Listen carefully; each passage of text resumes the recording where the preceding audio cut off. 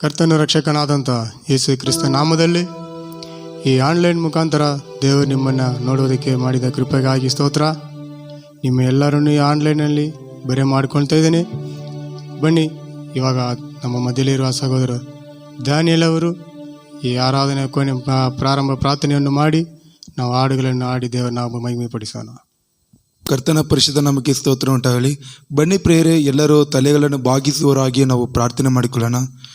ನಮ್ಮನ್ನು ಬಹಳವಾಗಿ ಏರಳವಾಗಿ ಪ್ರೀತಿ ಮಾಡುವ ಸರ್ವಶಕ್ತನಾಗಿರುವ ತಂದೆಯಾದ ದೇವರೇ, ಅಪಾ ಕರ್ತನೇ, ಬೆಳಗಿನ ಜಾವದಿಲೆ ರಾಜ ಸುಂದರವಾದ ಸಮಯ ಕೊಟ್ಟಿದ್ದಕ್ಕ ನಿಮಗೆ ಸ್ತೋತ್ರ ರಾಜ. ಎಲ್ಲಿ ಇಬ್ಬರು ಮೂವರೇ ಸೇರಿ ನಾಮದಲ್ಲಿ ಕೂಡಿ ಪ್ರಾಸರ್ ಅವರ ಸ್ತುತಿ ಸ್ತೋತ್ರಗಳ ಮಧ್ಯದಲ್ಲಿ ವಾಸಿಸುವೆ ಎಂದು ಹೇಳಿದರೆ ಕರ್ತನೆ, ಅಪಾ ಕರ್ತನೇ, ನಮ್ಮ ಮಧ್ಯದಲ್ಲಿ ವಾಸ ಮಾಡುವುದಕ್ಕ ನಿಮಗೆ ಸ್ತೋತ್ರ ರಾಜ. ವಿಶೇಷವಾಗಿ ಕರ್ತನೆ, ಆನ್ಲೈನ್ ಸರ್ವಿಸ್ಗಾಗಿ ಪ್ರಾಸವೇ ಅಪಾ ಕರ್ತನೆ, ಹಾಡುಗಳನ್ನು ಆಡುವಾಗ ಕರ್ತನೆ, ವಾಕ್ಯಗಳನ್ನು ಧ್ಯಾನ ಮಾಡುವಾಗ ರಾಜ, ನಿಮ್ಮ ಪ್ರಸನ್ನತೆಯನ್ನು ಕರ್ತನೆ ನಮ್ಮ ಮಧ್ಯದಲ್ಲಿ ಇಳಿದು ಬರುವುದಕ್ಕಾಗಿ ನಿಮಗೆ ಸ್ತೋತ್ರ ಕರ್ತನೆ. ಅಪಾ ಕರ್ತನೆ, ಆರಂಭದಿಂದ ಅಂತ್ಯದವರೆಗೆ ದೇವರಾತ್ಮ ನಡೆಸಿಕೊಡು ರಾಜ. ಎಲ್ಲ ತಡೆಗಳನ್ನು ನೀಗಿಸುವುದಕ್ಕಾಗಿ ನಿಮಗೆ ಸ್ತೋತ್ರ ಕರ್ತನೆ. ಅಪಾ ಕರ್ತನೆ, ಸೇವಕರಿಗಾಗಿ ಸ್ತೋತ್ರ ರಾಜ. ಅವರ ಮೂಲಕವಾಗಿ ನಮ್ಮೊಂದಿಗೆ ಏನೇನು ಮಾತನಾಡಲಿಕ್ಕಿದ್ದೀರ ರಾಜ, ಎಲ್ಲವನ್ನು ಕರ್ತನೆ ಅವರ ಮೂಲಕವಾಗಿ ತಿಳಿಯಪಡಿಸುವುದಕ್ಕಾಗಿ ನಿಮಗೆ ಸ್ತೋತ್ರ ರಾಜ. ಎಲ್ಲ ಸ್ತುತಿ ಘನ ಮಹಿಮೆ ನಿನಗೊಬ್ಬನಿಗೆ ಸಲ್ಲಿಸುತ್ತಾ ನಜರೇತನ ಯೇಸು ಕ್ರಿಸ್ತನ ನಾಮದಲ್ಲಿ ಪ್ರಾರ್ಥನೆ, ಜೀವವುಳ್ಳ ಒಳ್ಳೆಯ ತಂದೆಯೇ, ಆಮೆನ್.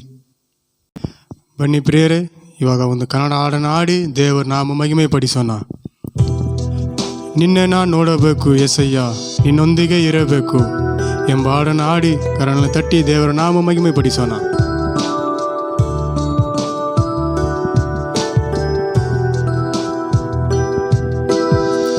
ನಿನ್ನೆ ನಾ ನೋಡಬೇಕು ಎಸಯ್ಯ, ನಿನ್ನೊಂದಿಗಿರಬೇಕು.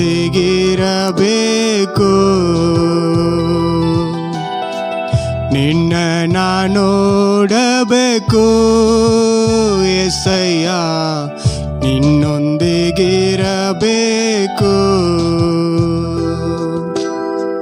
ನಿನ್ ಜೊತೆ ಬಾಳಬೇಕು ಎಸಯ್ಯ, ನಿನ್ನೊಂದಿಗೆ ನಡೆಯಬೇಕು. ನಿನ್ ಜೊತೆ ಬಾಳಬೇಕು ಎಸಯ್ಯ, ನಿನ್ನೊಂದಿಗೆ ನಡೆಯಬೇಕು. ನಿನ್ನ ನಾ ನೋಡಬೇಕು ಎಸಯ್ಯ, ನಿನ್ನೊಂದಿಗಿರಬೇಕು.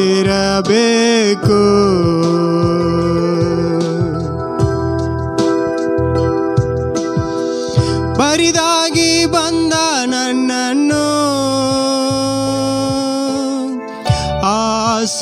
ಆಶೀರ್ವದಿಸಿದೆ ನೀ. ಬರಿದಾಗಿ ಬಂದ ನನ್ನನ್ನು ಆಶೀರ್ವದಿಸಿದೆ ನೀ. ನಿನ್ನ ನಾ ನೋಡಬೇಕು ಎಸಯ್ಯ, ನಿನ್ನೊಂದಿಗಿರಬೇಕು.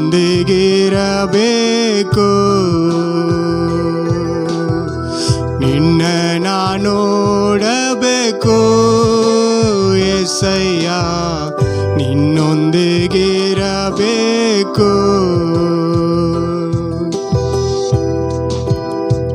ನೀನಿಲ್ಲದೆ ನನಗೆ ಯಾರು ಇಲ್ಲಪ್ಪ. ನೀನಿಲ್ಲದೆ ನನಗೆ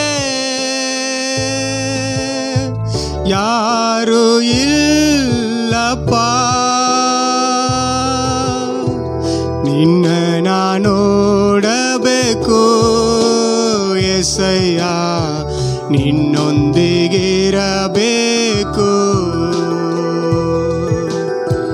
ನಿನ್ನ ನಾ ನೋಡಬೇಕು ಎಸಯ್ಯ, ನಿನ್ನೊಂದಿಗಿರಬೇಕು.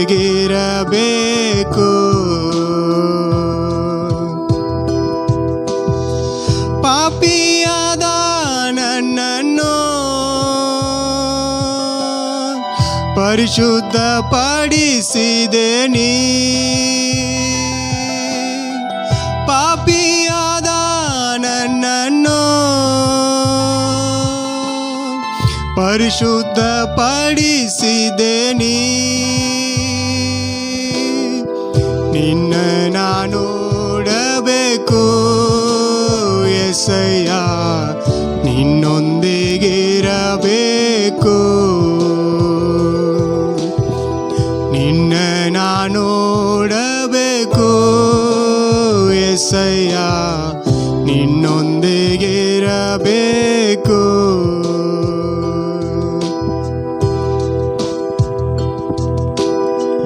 ಬಲವಿಲ್ಲದ ನನ್ನನ್ನು ಬಲದಿಂದ ತುಂಬಿಸಿದೆ ನೀ. ಬಲವಿಲ್ಲದ ನನ್ನನ್ನು ಬಲದಿಂದ ತುಂಬಿಸಿದೆ ನೀ. ನಿನ್ನ ನಾನು ನೋಡಬೇಕು ಎಸಯ್ಯ, ನಿನ್ನೊಂದಿಗಿರಬೇಕು. ನಿನ್ನ ನಾನು ನೋಡಬೇಕು ಎಸಯ್ಯ, ನಿನ್ನೊಂದಿಗಿರಬೇಕು. ನಿನ್ ಜೊತೆ ಬಾಳಬೇಕು ಎಸಯ್ಯ, ನಿನ್ನೊಂದಿಗೆ ನಡೆಯಬೇಕು. ನಿನ್ ಜೊತೆ ಬಾಳಬೇಕು ಎಸಯ್ಯ, ನಿನ್ನೊಂದಿಗೆ ನಡೆಯಬೇಕು. ನಿನ್ನ ನಾನು ನೋಡಬೇಕು ಎಸಯ್ಯ, ನಿನ್ನೊಂದಿಗಿರಬೇಕು. ನಿನ್ನ ನಾನು ನೋಡಬೇಕು ಎಸಯ್ಯ, ನಿನ್ನೊಂದಿಗಿರಬೇಕು. ಹಲ್ಲೆಲೂಯ. ಹಾಡುಗಳ ಮುಖಾಂತರ ದೇವರ ನಾಮ ಮಹಿಮೆಪಡಿಸಿದ್ದೇವೆ.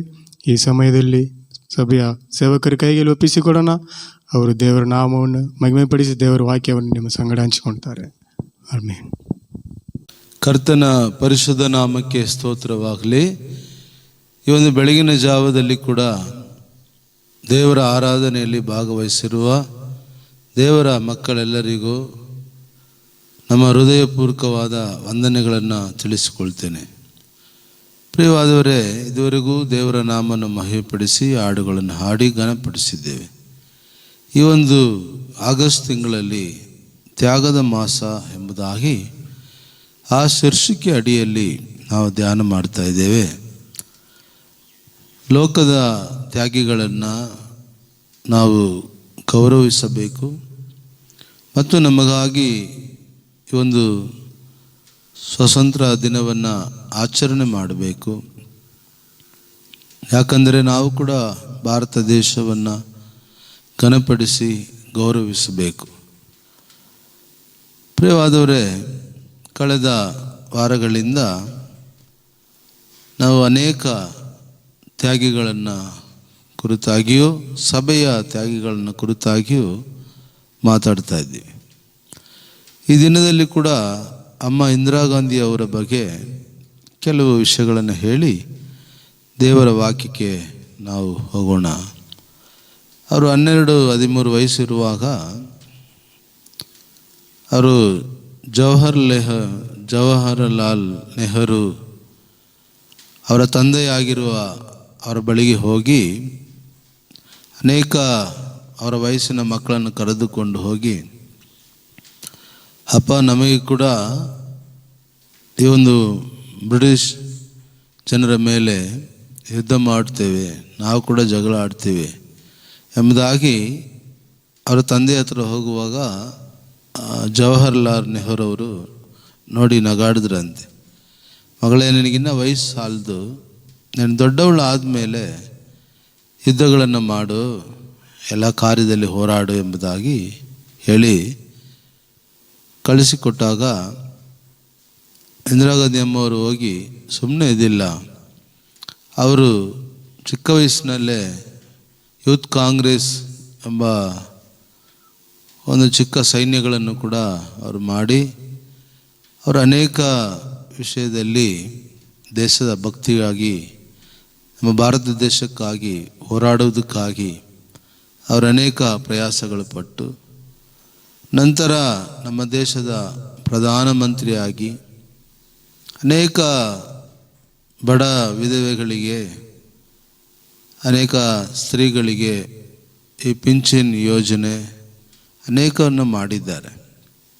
ಅವರು ಕೂಡ ನಮ್ಮ ಭಾರತ ದೇಶಕ್ಕಾಗಿ ಬಹಳ ಹೋರಾಟಗಳನ್ನು ಮಾಡಿ ಅನೇಕ ಒಳ್ಳೆಯ ಕೆಲಸಗಳನ್ನು ಮಾಡಿ ಅವರು ತನ್ನ ಜೊತೆಯಲ್ಲಿದ್ದವರ ಮುಖಾಂತರವಾಗಿ ಪ್ರಾಣ ಬಿಡಬೇಕಂತ ಒಂದು ಸನ್ನಿವೇಶಗಳು ಕೂಡ ಆಯಿತು.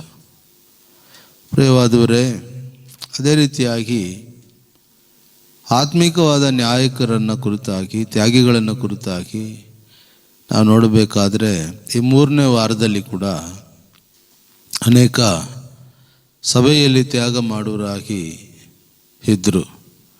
ಸಭೆ ಒಳಗೆ ಬರುವವರನ್ನ ಬಹಳ ಪ್ರೀತಿಯಿಂದ ಗೌರವಿಸಿ ಅನೇಕ ಅವರಿಗೆ ಬೇಕಾಗಿರುವಂಥ ಆಹಾರ ವಿಷಯ ಆಗಲಿ, ಹಣದ ವಿಷಯ ಆಗಲಿ ಮತ್ತು ಅಗತ್ಯಗಳ ಕೊರತೆಗಳು ಇದ್ದರೆ ಆ ಅಗತ್ಯಗಳನ್ನು ಅವರಿಗೆ ಕೊಟ್ಟು ಪೂರೈಸಿ ಆದಿಸಭೆಯವರು ಬಹಳ ತ್ಯಾಗಗಳನ್ನು ಮಾಡಿ ಈ ಒಂದು ದಿನಮಾನಗಳಲ್ಲಿ ಇಷ್ಟು ಸಭೆಗಳ ಬೆಳವಣಿಗೆಯನ್ನು ನಾವು ಕಾಣಬಹುದು. ಭಾರತ ದೇಶದಲ್ಲಿ ಅನೇಕ ಚರ್ಚ್ಗಳಾಗೋದಕ್ಕೆ ಮತ್ತು ಹೊರ ದೇಶಗಳಲ್ಲಿ ಎಲ್ಲೆಲ್ಲೋ ಸಭೆಗಳು ತುಂಬಿಕೊಂಡಿದೆ. ಕಾರಣ ಏನಂದರೆ ಆದಿಸಭೆಯಲ್ಲಿ ಮಾಡಿದ ಆ ತ್ಯಾಗಗಳು ಇದುವರೆಗೂ ಅದು ಜೀವಂತವಾಗಿ ಅಲ್ಲಲ್ಲಿ ಸಭೆಗಳು ಹುಟ್ಟುತ್ತಾ ಇದ್ದಾವೆ. ಕರ್ತನಾಮಕ್ಕೆ ಸ್ತೋತ್ರ ಆಗಲಿ. ನಾವು ಕೂಡ ನಮ್ಮ ಸಭೆಯಲ್ಲಿ ತ್ಯಾಗ ಮಾಡುವರಾಗಿ ಇರೋಣ. ಆದಿಸಭೆಯಲ್ಲಿ ಏನೆಲ್ಲ ತ್ಯಾಗ ಮಾಡಿದ್ರು ಎಂಬುದಾಗಿ ಈ 3ನೇ ವಾರದಲ್ಲಿ ಕೂಡ ನಾವು ಧ್ಯಾನ ಮಾಡಿಕೊಳ್ಳೋಣ. ಅಪೊಸ್ತಲರ ಕೃತ್ಯಗಳು 6ನೇ ಅಧ್ಯಾಯ 2ನೇ ವಚನವನ್ನು ನಾವು ಓದಿಕೊಳ್ಳೋಣ. ಅಪೊಸ್ತಲರಿಗೆ ಬರೆದ ಪತ್ರಿಕೆ 6ನೇ ಅಧ್ಯಾಯ 2ನೇ ವಚನ ಓದೋಣ. ಆಗ 12 ಮಂದಿ ಅಪೊಸ್ತಲರು ಶಿಷ್ಯ ಮಂಡಳಿಯನ್ನು ಕೂಡಿಸಿ, ನಾವು ದೇವರ ವಾಕ್ಯೋಪದೇಶವನ್ನು ಬಿಟ್ಟು ಉಪಚಾರ ಮಾಡುತ್ತಿರುವುದು ತಕ್ಕದ್ದಲ್ಲವಲ್ಲ. ಕರ್ತನ ನಾಮಕ್ಕೆ ಸ್ತೋತ್ರ ಆಗಲಿ. ಸಭೆಗಳಲ್ಲಿ ಆ ಕಾಲದಲ್ಲಿ ಅನೇಕ ದೂರದಿಂದ ಜನರು ಬರ್ತಾಯಿದ್ರು. ಅವರೆಲ್ಲರಿಗೂ ಆಹಾರಗಳನ್ನು ಸಿದ್ಧ ಮಾಡ್ತಾಯಿದ್ರು. ಅನೇಕರಿಗೆ ಆಹಾರವನ್ನು ಕೊಟ್ಟು ಉಪಚಾರಗಳನ್ನು ಮಾಡ್ತಾಯಿದ್ರು. ಆ ಸಮಯದಲ್ಲಿ ಅಪೊಸ್ತಲರುಗಳು ಈ ಒಂದು ಆಲೋಚನೆ ಮಾಡಿದರು. ಇವಾಗ ಇವರೆಲ್ಲರೂ ಉಪದೇಶ ಮಾಡುವವರು, ಪ್ರಾರ್ಥನೆ ಮಾಡುವವರು ಜನರಿಗೆ ಮಾಡ್ತಾ ಇರ್ತಾರೆ. ಅಪೊಸ್ತಲರು, ಸೇವಕರುಗಳು, ಉಳಿದಿರುವ ಲೀಡರ್ಸ್ಗಳು, ಸಭೆಯಲ್ಲಿ ಹಿರಿಯರು, ಸಭೆಯಲ್ಲಿ 10-15 ವರ್ಷದಿಂದ ಇರೋರು, ಈ ಸೇವೆಗಳೆಲ್ಲ ಅವ್ರು ನೋಡ್ಕೊಳ್ಬೇಕು. ಅದಕ್ಕೆ ಅವ್ರು ಹೇಳ್ತಾ ಇದ್ದಾರೆ, ನಾವು ವಾಕ್ಯ ಉಪದೇಶವನ್ನು ಮಾಡೋದು ಬಿಟ್ಬಿಟ್ಟು, ಪ್ರಾರ್ಥನೆ ಮಾಡೋದನ್ನು ನಾವು ಬಿಟ್ಬಿಟ್ಟು, ನಾವು ಬಂದು ಚಾಪೆ ಹಾಕ್ಕೊಂಡು ನಾವು ಆಹಾರ ಬಡಿಸ್ತಾ ಇದ್ರೆ ಅವರಿಗೆ ಯಾರು ಪ್ರಾರ್ಥನೆ ಮಾಡೋದು, ಅವ್ರಿಗಾಗಿ ಯಾರು ದೇವರ ವಾಕ್ಯವನ್ನು ಸಾರೋದು ಎಂಬುದಾಗಿ ಅಲ್ಲಿ ಪ್ರಶ್ನೆ ಬಂದಾಗ ಅನೇಕ ಲೀಡರ್ಸ್ಗಳನ್ನು ಏರ್ಪಡಿಸಿ ಈ ಜವಾಬ್ದಾರಿಯನ್ನು ಅವರ ಕೈಗೆ ಕೊಟ್ಟು ಇವರು ವಾಕ್ಯ ಉಪದೇಶ ಮಾಡ್ತಾ ಮತ್ತು ಉಪದೇಶಗಳನ್ನು ಜನರಿಗೆ ಹೇಳ್ಕೊಡ್ತಾ ಅವರ ಮೇಲೆ, ಅವರ ಕಷ್ಟಕ್ಕಾಗಿ ಇವರು ಪ್ರಾರ್ಥನೆ ಮಾಡ್ತಾಯಿದ್ರು. ಇಲ್ಲಿ ತ್ಯಾಗವೆಂದರೆ ಊಟ ಉಪಚಾರದ ಸಮಯದಲ್ಲಿ ನಾವು ಕೂಡ ಹೋಗಿ ವಿಚಾರಿಸ್ಬೇಕು ಜನರನ್ನ. ಸ್ವಲ್ಪ ಊಟ ಹಾಕ್ಕೊಳ್ಳಿ, ಮಕ್ಕಳಿಗೆ ವೇಸ್ಟ್ ಮಾಡಬೇಡಿ, ಮಕ್ಕಳಿಗೆ ಸ್ವಲ್ಪವಾಗಿ ಹಾಕಿ, ಹೀಗೆ ಅನೇಕ ಕಾರ್ಯಲ್ಲಿ ನಾವು ವಿಚಾರಿಸಬೇಕು. ಹಿರಿಯರಾಗಿರುವ ನಾವು ತ್ಯಾಗ ಮಾಡಬೇಕು. ಯಾರೋ ಬಂದರು, ಯಾರೋ ತಿಂದರು, ಯಾರೋ ಹೋದರು, ಹಾಗೆ ನಾವು ಇರಬಾರ್ದು. ಜವಾಬ್ದಾರಿ ಉಳ್ಳವರಾಗಿರಬೇಕು. ಆ ತ್ಯಾಗಗಳನ್ನು ನಿಂತು ನಾವು ಮಾಡಬೇಕು. ಅವ್ರ ಹೆಸರೇ ಲೀಡರ್ಸ್ಗಳು. ಯಾರು ಸಭೆಗಳನ್ನು ಚೆನ್ನಾಗಿ ವಿಚಾರಿಸಿ ಸಭೆಗಳ ಬೆಳವಣಿಗೆಗಾಗಿ ಪ್ರಯಾಸಗಳು ಪಡ್ತಾರೋ ಅವರೆಲ್ಲರೂ ಲೀಡ್ರೇ. ಲೀಡ್ರ್ಗಳು ಯಾವತ್ತೂ ಮುಂದೆ ಹೋಗಿ ಕೂತು ಊಟ ಮಾಡಲ್ಲ. ಬಂದವ್ರನ್ನ ವಿಚಾರಿಸಿ ಬಂದವರಿಗೆ ಉಪಚಾರ ಮಾಡಿ ಅವ್ರನ್ನ ಕಳಿಸ್ತಾರಲ್ಲ ಅವರೇ ಲೀಡ್ರುಗಳು.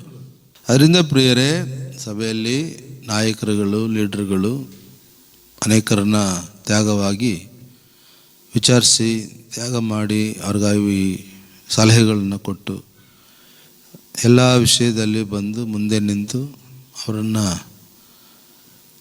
ಗಮನಿಸುವಂಥದ್ದನ್ನು ತ್ಯಾಗ ಎಂಬುದಾಗಿ ನಾವು ಹೇಳ್ತೇವೆ. ಎರಡನೇದಾಗಿ ನೋಡೋಣ, ಅಪೊಸ್ತಲರ ಕೃತ್ಯಗಳು 6ನೇ ಅಧ್ಯಾಯ 7-8 ವಚನ ಓದೋಣ. ಮತ್ತು ದೇವರ ವಾಕ್ಯವು ಪ್ರಬಲವಾಯಿತು, ಶಿಷ್ಯರ ಸಂಖ್ಯೆಯು ಯೆರೂಸಲೇಮಿನಲ್ಲಿ ಬಹಳವಾಗಿ ಹೆಚ್ಚುತ್ತಾ ಬಂತು. ಯಾಜಕರಲ್ಲಿಯೂ ಬಹುಜನರು ಕ್ರಿಸ್ತನಂಬಿಕೆಗೆ ಒಳಗಾಗುತ್ತಾ ಇದ್ದರು. ಸ್ತೆಫನನು ದೇವರ ಕೃಪೆಯಿಂದಲೂ ಬಲದಿಂದಲೂ ತುಂಬಿದವನಾಗಿ ಜನರಲ್ಲಿ ಮಹಾ ಅದ್ಭುತ ಕಾರ್ಯಗಳನ್ನು, ಸೂಚಕ ಕಾರ್ಯಗಳನ್ನು ಮಾಡುತ್ತಾ ಇದ್ದನು. ಕರ್ತನಾಮಕ್ಕೆ ಸ್ತೋತ್ರ. ಸ್ಟೀಫನ್ ಮತ್ತು ಫಿಲಿಪ್ಪ ಇವರಿಬ್ಬರು ಸ್ನೇಹಿತರು. ಆತ್ಮಿಕವಾದ ಆ ಟೀಮಲ್ಲಿ ಇವರು ಕೂಡ ಲೀಡ್ರಾಗಿ ಆರಿಸಲ್ಪಟ್ಟಿದ್ರು. ಇವರು ಕೂಡ ಏನು ಮಾಡ್ತಾಯಿದ್ರು ಅಂದರೆ, ಸಿಗುವ ಸಮಯದಲ್ಲಿ ಇಂಥ ಉಪಚಾರದ ಸೇವೆಗಳಲ್ಲೆಲ್ಲ ಭಾಗವಹಿಸಿ ಎಲ್ಲರಿಗೂ ಉಪಚಾರ ಮಾಡಿಕೊಂಡು ಎಲ್ಲರನ್ನ ಗಮನಿಸ್ತಾ ಬಲಪಡಿಸ್ತಾ ಇದ್ದರು. ಅದು ಸಮಯ ಸಿಕ್ಕುವಾಗ ಇವರು ಹೋಗಿ ಸುವಾರ್ತೆ ಸೇವೆಯನ್ನು ಚೆನ್ನಾಗಿ ಮಾಡ್ತಾಯಿದ್ರು. ಅವರು ಫಿಲಿಪ್ಪನ ಬಗ್ಗೆ ನೋಡಿದಾಗ ಒಂದು ಮಂತ್ರಿ ರಥ ಸ್ಪೀಡಾಗಿ ಹೋಗ್ತಾ ಇದೆ. ಅಲ್ಲಿ ಫಿಲಿಪ್ಪನು ಓಡಿ ಹೋಗಿ ಅವರಿಗೆ ಇರುವ ಪ್ರಶ್ನೆಗಳನ್ನು ಅವರು ಪ್ರಕಟಿಸ್ತಾ ಇದ್ದಾರೆ. ಈ ಒಂದು ಅಧ್ಯಾಯಕ್ಕೆ, ಈ ವಚನಕ್ಕೆ ಈ ರೀತಿಯಾಗಿ ಇದು ಪ್ರಕಟಣೆ ಎಂಬುದಾಗಿ ಅಲ್ಲಿ ಆ ಮಂತ್ರಿಗೆ ಸುವಾರ್ತೆ ಸಾರ್ತಾ ಇದ್ದಾರೆ. ಎರಡನೇ ತ್ಯಾಗ, ಸಭೆಯ ಬೆಳವಣಿಗೆಗಾಗಿ ಸಿಗುವ ಸಮಯದಲ್ಲಿ ಸುವಾರ್ತೆಯನ್ನು ಸಾರಬೇಕು. ಕೆಲಸಕ್ಕೆ ಹೋಗ್ತೀವಿ, ಪ್ರಯಾಣ ಮಾಡ್ತೀವಿ, ಮನೆಗಾಗಿ ಸಂಪಾದನೆ ಮಾಡ್ತೀವಿ, ಎಲ್ಲ ಒಳ್ಳೆಯದೇ. ಆದರೆ ನಿಮಗೆ ಕೊಟ್ಟಿರುವ ತಲಾಂತುಗಳನ್ನು ಬರೀ ಊಟದ ಕಾರ್ಯಗಳಲ್ಲಿಯೇ ಇರಬಾರ್ದು. ಯಾವಾಗಲೂ ಅದು ನಡೆಯಲ್ಲ. ಅದು ವಾರಕ್ಕೊಂದ್ಸಲಿ ನಡೀಬೋದು, ತಿಂಗಳಿಗೊಂದ್ಸಲಿ ನಡೀಬೋದು, ವರ್ಷಕ್ಕೊಂದ್ಸಲಿ ಕೂಡ ಕೆಲವು ಸಭೆಗಳಲ್ಲಿ ಊಟ ಹಾಕ್ತಾರೆ. ಯಾವಾಗಲೂ ಊಟ ಹಾಕೋದಿಲ್ಲ. ಏನಾದರೂ ಒಳ್ಳೆಯ ದಿನಮಾನಗಳು, ಹುಟ್ಟಿದ ಹಬ್ಬ, ಇಲ್ಲ ಮಕ್ಕಳಿಗೆ ಹೆಸರಿಡೋದು, ಇಂಥ ಬರುವಾಗ ಈ ಕೆಲಸಗಳಿರ್ತವೆ. ಈ ಕೆಲಸವನ್ನು ಬಿಟ್ಬಿಟ್ಟು ಆರಿಸಲ್ಪಟ್ಟಿದ್ರು. ಇವರು ಕೂಡ ಏನು ಮಾಡ್ತಾಯಿದ್ರು ಅಂದರೆ, ಸಿಗುವ ಸಮಯದಲ್ಲಿ ಇಂಥ ಉಪಚಾರದ ಸೇವೆಗಳಲ್ಲೆಲ್ಲ ಭಾಗವಹಿಸಿ ಎಲ್ಲರಿಗೂ ಉಪಚಾರ ಮಾಡಿಕೊಂಡು ಎಲ್ಲರನ್ನ ಗಮನಿಸ್ತಾ ಬಲಪಡಿಸ್ತಾ ಇದ್ದರು. ಅದು ಸಮಯ ಸಿಕ್ಕುವಾಗ ಇವರು ಹೋಗಿ ಸುವಾರ್ತೆ ಸೇವೆಯನ್ನು ಚೆನ್ನಾಗಿ ಮಾಡ್ತಾಯಿದ್ರು. ಅವರು ಫಿಲಿಪ್ಪನ ಬಗ್ಗೆ ನೋಡಿದಾಗ ಒಂದು ಮಂತ್ರಿ ರಥ ಸ್ಪೀಡಾಗಿ ಹೋಗ್ತಾ ಇದೆ. ಅಲ್ಲಿ ಫಿಲಿಪ್ಪನು ಓಡಿ ಹೋಗಿ ಅವರಿಗೆ ಇರುವ ಪ್ರಶ್ನೆಗಳನ್ನು ಅವರು ಪ್ರಕಟಿಸ್ತಾ ಇದ್ದಾರೆ. ಈ ಒಂದು ಅಧ್ಯಾಯಕ್ಕೆ, ಈ ವಚನಕ್ಕೆ ಈ ರೀತಿಯಾಗಿ ಇದು ಪ್ರಕಟಣೆ ಎಂಬುದಾಗಿ ಅಲ್ಲಿ ಆ ಮಂತ್ರಿಗೆ ಸುವಾರ್ತೆ ಸಾರ್ತಾ ಇದ್ದಾರೆ. ಎರಡನೇ ತ್ಯಾಗ, ಸಭೆಯ ಬೆಳವಣಿಗೆಗಾಗಿ ಸಿಗುವ ಸಮಯದಲ್ಲಿ ಸುವಾರ್ತೆಯನ್ನು ಸಾರಬೇಕು. ಕೆಲಸಕ್ಕೆ ಹೋಗ್ತೀವಿ, ಪ್ರಯಾಣ ಮಾಡ್ತೀವಿ, ಮನೆಗಾಗಿ ಸಂಪಾದನೆ ಮಾಡ್ತೀವಿ, ಎಲ್ಲ ಒಳ್ಳೆಯದೇ. ಆದರೆ ನಿಮಗೆ ಕೊಟ್ಟಿರುವ ತಲಾಂತುಗಳನ್ನು ಬರೀ ಊಟದ ಕಾರ್ಯಗಳಲ್ಲಿಯೇ ಇರಬಾರ್ದು. ಯಾವಾಗಲೂ ಅದು ನಡೆಯಲ್ಲ. ಅದು ವಾರಕ್ಕೊಂದ್ಸಲಿ ನಡೀಬೋದು, ತಿಂಗಳಿಗೊಂದ್ಸಲಿ ನಡೀಬೋದು, ವರ್ಷಕ್ಕೊಂದ್ಸಲಿ ಕೂಡ ಕೆಲವು ಸಭೆಗಳಲ್ಲಿ ಊಟ ಹಾಕ್ತಾರೆ. ಯಾವಾಗಲೂ ಊಟ ಹಾಕೋದಿಲ್ಲ. ಏನಾದರೂ ಒಳ್ಳೆಯ ದಿನಮಾನಗಳು, ಹುಟ್ಟಿದ ಹಬ್ಬ, ಇಲ್ಲ ಮಕ್ಕಳಿಗೆ ಹೆಸರಿಡೋದು, ಇಂಥ ಬರುವಾಗ ಈ ಕೆಲಸಗಳಿರ್ತವೆ. ಈ ಕೆಲಸವನ್ನು ಬಿಟ್ಬಿಟ್ಟು ಇವರು ಬೇರೆ ಟೈಮ್ನಲ್ಲಿ ಹೋಗಿ ಸಭೆಯ ಬೆಳವಣಿಗೆಗಾಗಿ ಹೊಸ ಹೊಸ ಆತ್ಮಗಳನ್ನ ಸಂಧಿಸ್ಕೊಂಡು ಸುವಾರ್ತೆ ಸಾರಿಕೊಂಡು ಪ್ರಾರ್ಥನೆ ಮಾಡಿಕೊಂಡು ಇರ್ತಾಯಿದ್ರು. ಇದು ಕೂಡ ಎರಡನೇ ತ್ಯಾಗ. ನಾವು ಕೂಡ ನಮ್ಮ ಸಮಯವನ್ನು ವ್ಯರ್ಥವಾಗಿ ಕಳೆಯದೆ ಕೆಲಸ ಆದರೆ ಕೆಲಸ ಮಾಡಬೇಕು. ಕೆಲಸ ಇಲ್ಲದೆ ಸಮಯದಲ್ಲಿ ಕೂಡ ಹೋಗಿ ಒಂದು ಮನೆ ವಿಸಿಟಿಂಗ್ ಮಾಡ್ಬೋದು, ಒಂದು ಪ್ರೇಯರ್ ಮಾಡ್ಬೋದು, ಅನೇಕರಿಗೆ ಯೋಗಕ್ಷೇಮ ವಿಚಾರಿಸ್ಬೋದು, ಅವರ ಕುಂದುಕೊರತೆಗಳಿಗಾಗಿ ಪ್ರಾರ್ಥನಾ ಮನವಿಗಳನ್ನು ತಂದು ಸಭೆಯಲ್ಲಿ ಪ್ರಾರ್ಥನೆ ಮಾಡ್ಬೋದು. ಸಮಯಗಳನ್ನು ಬಹಳ ಬೆಲೆ ಹುಲ್ಲದೆಂಬುದಾಗಿ ನಾವು ಭಾವಿಸಬೇಕು. ಆ ಒಂದು ಸಮಯಗಳನ್ನು ವ್ಯರ್ಥವಾಗಿ ಕಳೆಯೋದು ನಾವು ಮಾಡಬಾರ್ದು. ಇರುವ ಕಾಲವನ್ನು ಉಪಯೋಗಿಸ್ಕೊಳ್ಬೇಕು. ದೇವರ ನಾಮಕ್ಕೆ ಸ್ತೋತ್ರ ಆಗಲಿ. ಬನ್ನಿ ನಾವು 3ನೇ ವಿಷಯಕ್ಕೆ ನಾವು ಬರೋಣ. ಅದೇ ಅಪೊಸ್ತಲ ಕೃತ್ಯಗಳು 9ನೇ ಅಧ್ಯಾಯ 25ನೇ ವಚನ ಓದೋಣ. 9:25. ಆದರೆ ಅವನ ಶಿಷ್ಯರು ರಾತ್ರಿ ಕಾಲದಲ್ಲಿ ಅವನನ್ನು ಕರೆದುಕೊಂಡು ಹೋಗಿ ಒಂದು ಹಿಡಿಗೆಯಲ್ಲಿ ಕೂಡಿಸಿ ಗೋಡೆಯೊಳಗಿಂದ ಇಳಿಸಿದರು. ಕರ್ತನಾಮಕ್ಕೆ ಸ್ತೋತ್ರ. ಇವರು ಹೊಸ ವಿಶ್ವಾಸಿ ಪೌಲು.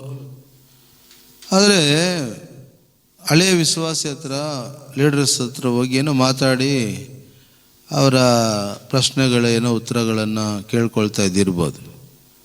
ಆ ಸಮಯದಲ್ಲಿ ಪೌಲನ್ನ ಕೊಲ್ಲಬೇಕು, ಅವನಿಗೆ ತೊಂದರೆ ಕೊಡಬೇಕಂತ ಅನೇಕರು ಅವನನ್ನು ಹಿಂದಡ್ತಾ ಇದ್ರು.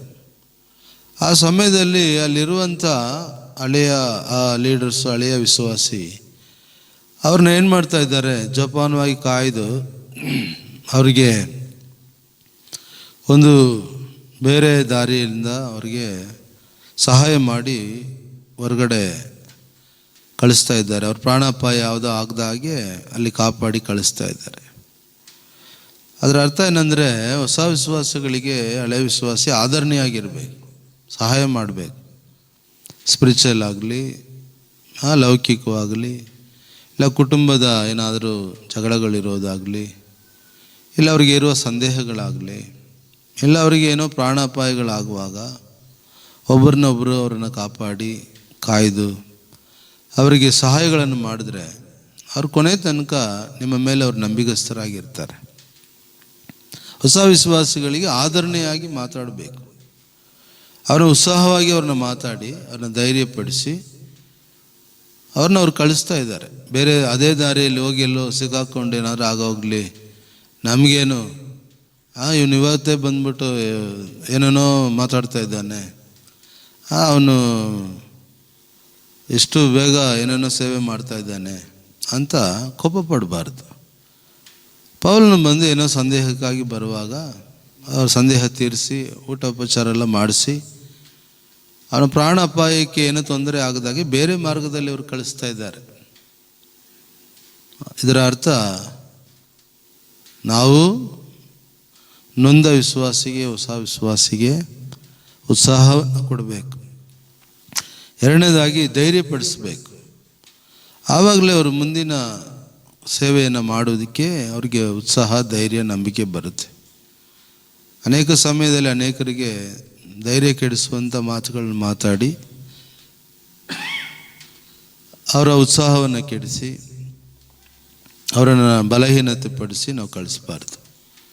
ನಮ್ಮ ಜೊತೆ ಇರೋರನ್ನ ನಾವು ಉತ್ಸಾಹಪಡಿಸಿ, ಧೈರ್ಯಪಡಿಸಿ, ಅವ್ರನ್ನ ಏನಾದರೂ ಚಿಕ್ಕ ಸಮಸ್ಯೆಯಲ್ಲಿ ಸಿಕ್ಕಾಕೊಂಡಿದ್ರೆ ಅವ್ರನ್ನ ಬಿಡಿಸಿ ಅವ್ರನ್ನ ನಾವು ಕಾಪಾಡಿದ್ರೆ ಅವರು ಮುಂದಿನ ವಿಶ್ವಾಸಿಗಳಿಗೆ, ಹೊಸ ವಿಶ್ವಾಸಗಳಿಗೆ ಅವರು ಕೂಡ ಉಪಯೋಗವುಳ್ಳ ವಸ್ತುಗಳಾಗ್ತಾರೆ. ದೇವ್ರ ನಾಮಕ್ಕೆ ಸ್ತೋತ್ರ ಆಗಲಿ. ಬನ್ನಿ ಸಮಯದಲ್ಲಿ ನಾವು 4ನೇ ಒಂದು ಕಾರ್ಯಕ್ಕೆ ನಾವು ಬರೋಣ. ಅದೇ ಅಪೊಸ್ತಲ ಕೃತ್ಯಗಳಲ್ಲಿ 12ನೇ ಅಧ್ಯಾಯ 5ನೇ ವಚನ ಓದೋಣ. 12:5. ಪೇತ್ರನು ಸೆರೆಮನೆಯೊಳಗೆ ಕಾವಲಿದ್ದಾಗ ಸಭೆಯವರು ಆತನಿಗೋಸ್ಕರ ಆಸಕ್ತಿಯಿಂದ ದೇವರಿಗೆ ಪ್ರಾರ್ಥನೆ ಮಾಡುತ್ತಿದ್ದರು. ಕರ್ತನ ನಾಮಕ್ಕೆ ಸ್ತೋತ್ರ ಆಗಲಿ.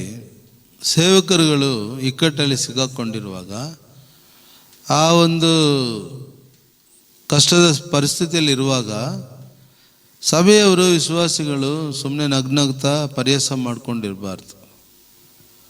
ಅದಕ್ಕೆ ಇರುವ ಸಮಯದಲ್ಲಿ ಸೇವಕರುಗಳು ಪ್ರಾರ್ಥನೆಗೆ ಕರೆಯೋದು, ಪ್ರಾರ್ಥನೆಗೆ ಕಳಿಸ್ಕೊಡೋದು, ಉಪವಾಸ ಪ್ರಾರ್ಥನೆ, ಆಲ್ ನೈಟ್ ಪ್ರೇಯರು, ಮತ್ತು ಅನೇಕ ಮುಂಜಾನೆ ಪ್ರಾರ್ಥನೆ, 1ನೇ ತಾರೀಕು ಪ್ರಾರ್ಥನೆ, ಈ ಥರ ಅನೇಕ ವ್ಯತ್ಯಾಸವಾದ ಹೋರಾಡಿ ಪ್ರಾರ್ಥನೆ ಮಾಡೋದು, ತ್ಯಾಗವಾಗಿ ಪ್ರಾರ್ಥಿಸೋದು, ರಾತ್ರಿ ಇಡೀ ಯಾಕೋಬನಂತೆ ಪ್ರಾರ್ಥಿಸೋದು, ಮತ್ತು ದೇಶಕ್ಕಾಗಿ ಕಣ್ಣೀರು ಬಿಟ್ಟು ಪ್ರಾರ್ಥಿಸೋದು, ಜನರ ಪಾಪಗಳಿಗಾಗಿ ಪ್ರಾರ್ಥನೆ ಮಾಡೋದು, ಜನರ ಬಿಡುಗಡೆಗಾಗಿ ಪ್ರಾರ್ಥನೆ ಮಾಡೋದು, ಸೆರೆಮನೆಯಲ್ಲಿರೋರಿಗಾಗಿ ಪ್ರಾರ್ಥನೆ ಮಾಡೋದು, ಆಸ್ಪತ್ರೆಯಲ್ಲಿರೋರಿಗಾಗಿ ಪ್ರಾರ್ಥನೆ ಮಾಡೋದು, ಎಲ್ಲ ಈ ಪ್ರಾರ್ಥನೆಗಳನ್ನು ಸೇವಕರುಗಳು ನಮಗೆ ಕಲಿಸ್ಕೊಡೋದು. ಏನಕ್ಕಂದರೆ ಸುಮ್ಮನೆ ನಾವು ಯಾರಾದರೂ ತೊಂದರೆಯಲ್ಲಿರುವಾಗ ಅವ್ರನ್ನ ನೋಡಿ ಪರಿಹಾಸ ಮಾಡಿ ಗೇಲಿ ಮಾಡೋದಕ್ಕಲ್ಲ.